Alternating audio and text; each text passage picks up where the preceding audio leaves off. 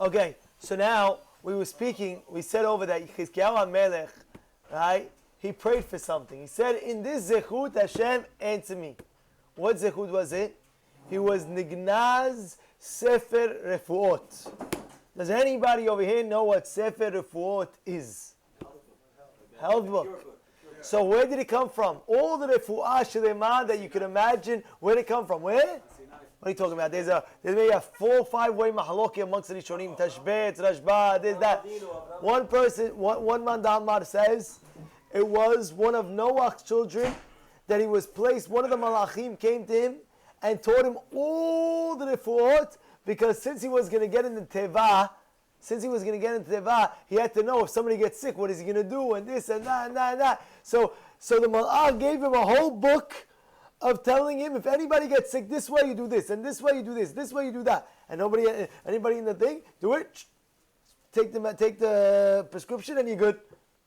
Some say it was really from Gan Eden, from Adam HaRishon.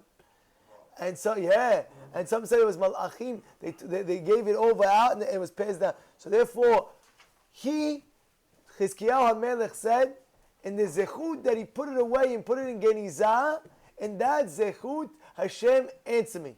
Now I have a question. Why is that a zechut?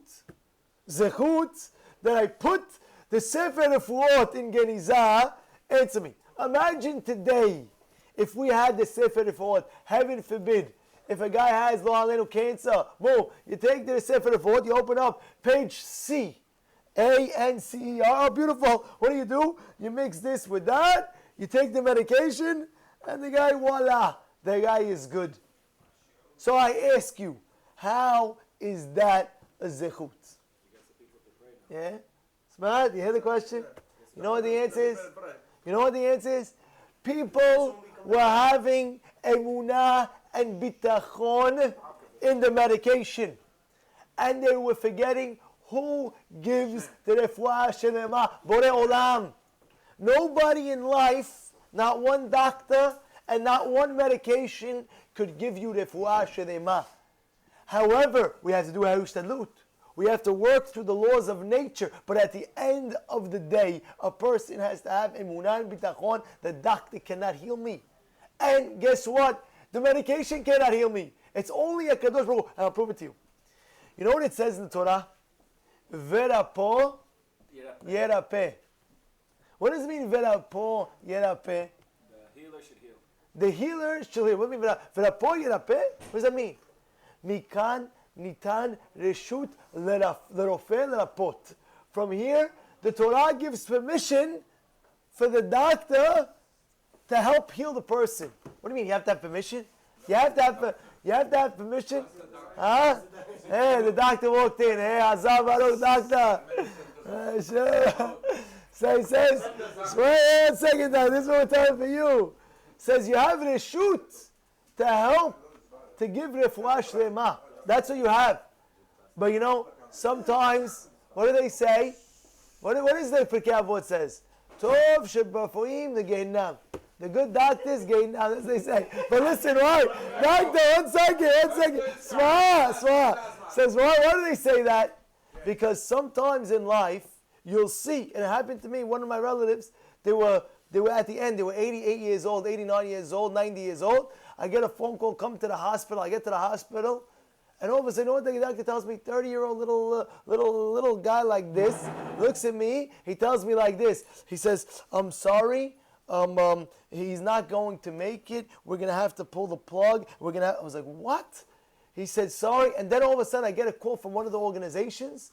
Don't let him pull the plug. Of course, I'm not going to let him. Don't let him pull it. I said, why? He said, because I'm an eyewitness. This lady called me up. It was right before Shabbat. She called me up. Don't let him pull the plug. He says, why? She said, of course, I wasn't going to do it anyway. I wasn't listening to the guy. He says, you have to ask a psak from a big gadol before you do such a thing like that. The doctors, they think they're gdolim. They think they're the biggest honchos. They went to school. They know everything. This, that. They go.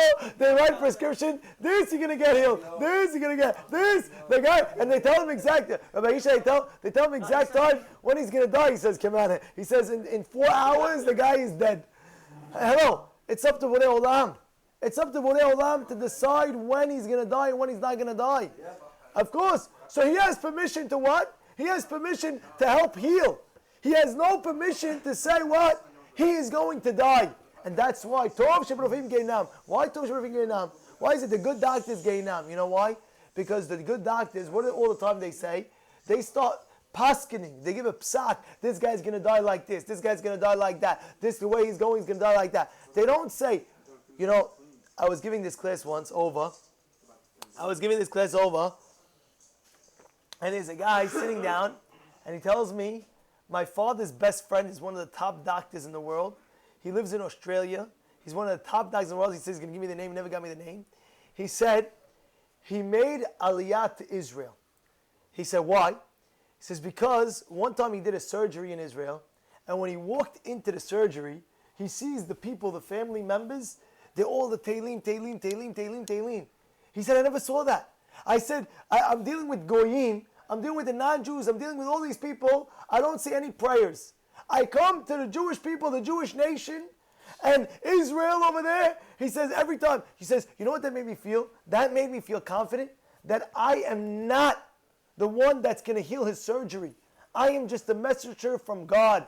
And because I got that feeling, I made aliyah to do all surgeries in Israel now. So I feel every time I walk in the operating room and I'm about to do the surgery, I see them saying Tehillim, and I understand 100% that it's not me. I'm just a messenger from God, and I'm his messenger. And that's, Hashem's moving my hands to do it.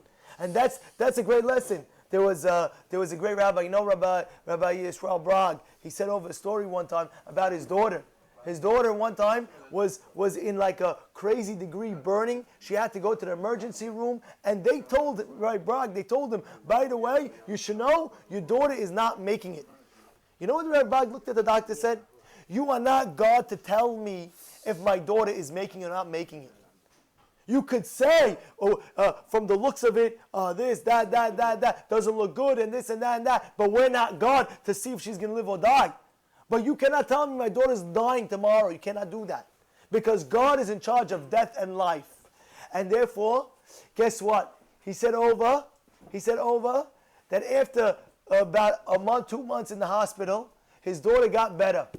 And at the end, the doctors walked him out of the ICU room with a bunch of 12 doctors. He says, because we never saw such faith in God ever in all our times that she survived. You hear that? Because it was a lesson for the doctors. They feel that it's up to them. You're right. Oh, like this, and that. They could say it looks like no good because this. But we're not God. God could change it in any second. But a doctor cannot give a psak. He's going to die in 24 hours. He cannot do that because he's not God to tell you exactly when he's going to die. It says, it's brought down, Hayeh Mezoneh is already decreed how much a person is going to live. Even David HaMelech, right? Even David HaMelech. Chizkiyahu HaMelech. You know how many years he lived to Chizkiyahu HaMelech? 15 years after the Navi said Gzerah that he was going to die, he lived another 15 years. You know the Chineba Rebbe? There's something called, there's a rabbi called Chineba Rebbe. Chineba Rebbe. T-C-H-E-I-N-E-B-E-R, the Rebbe. Chineba Rebbe. Listen to this story. There was once a Va'ad. You know Va'ad? Va'ad means a gathering of the biggest Rabbanim of the world. Ashkenazim, the biggest, Faradim, the biggest rabbis. And they called the rabbi up and they said, Chacham, we need you to come ASAP for the meeting. And it was a big, big meeting. He said, I cannot come. And they begged him, I cannot come. For a week they begged him, come. He said, I cannot come. Finally they say, Rav Chaim Shmulevitz went to him and said to him, please tell me, why can't you come to the meeting? Why? What is up? He said that he was on his deathbed. And doctors, of course, I'm going to die, 48 hours. You know what he did? He prayed from the bottom of his heart. And he said, Borei Olam, if you let me live, I will, like Chizkiyahu HaMelech did, learn Torah day and night. Of course, he was always learning Torah, but he was just strictly learning Torah. No meetings, no nothing, but strictly Gemara, Rashi, Tosafot, Halachot, Chuman, everything just Torah. No meetings no more. I can't do it. And because he took that Kabbalah, he said over, they bring down in his Levaya, he lived an extra 15 years when the doctors were saying, oh, he can't live. You know why? Because we don't go with their nature. We go with the nature of God. And therefore, HaKadosh Baruch Hu looks. Do you have extra zechuyot we could pull out? Is it time to go? Is it not time to go? It's not up to them. It's up to us. And therefore, sometimes in a person's situation in life, they're struck in a position. Turn to Borei Olam with your full heart. I'll make Kabbalot. I'll do this Kabbalah. I'll do that Kabbalah. I'll accept upon this extra. And I'll do this extra. Just let me live. And with that zechuyot, a guy could pierce the heavens. And HaKadosh Baruch Hu, in a second, in a heartbeat, he can make him better in 1 minute.